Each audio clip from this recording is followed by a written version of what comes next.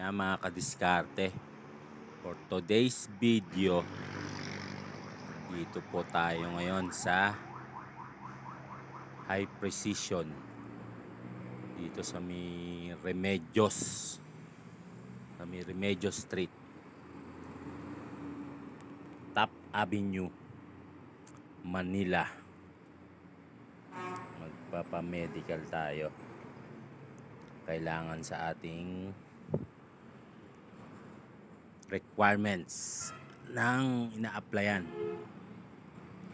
Inagahan ko nga po ang punta para mabilis din makatapos kasi kasama na dyan po yung neuropsychiatric test, kaya medyo matagal yan.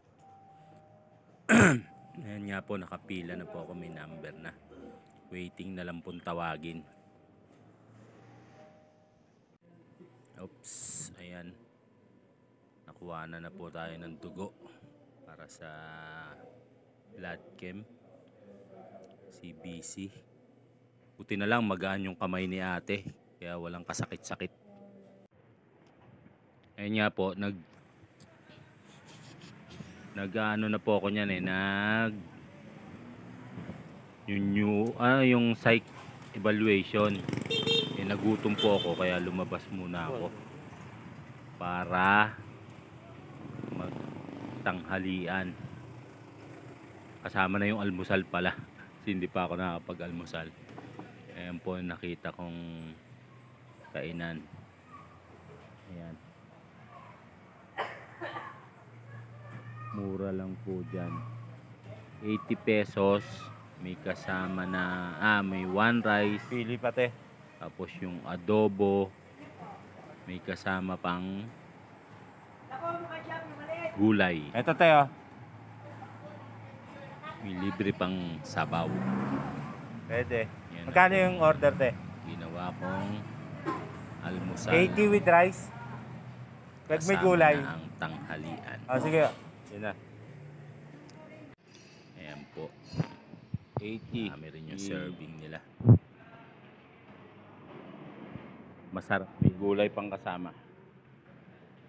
Alright, yan, chibuga na para ganado magsagot sa psych test, psychological test.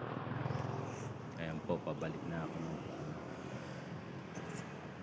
sa clinic, High Precision. Lakad-lakad tayo.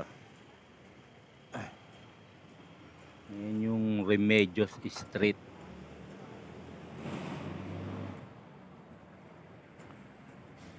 Papunta Top Avenue. Yep. Ano dyan maraming mga agency dyan, maraming mga ganun din, diagnostic center. Kaya maraming mga nag-a-apply dyan sa lugar na yan.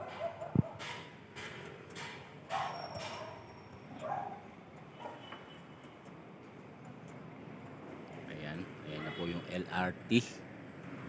Ano pa yan, Top Avenue, corner Remedios Street. Ilang hakbang lang siya from the kanto.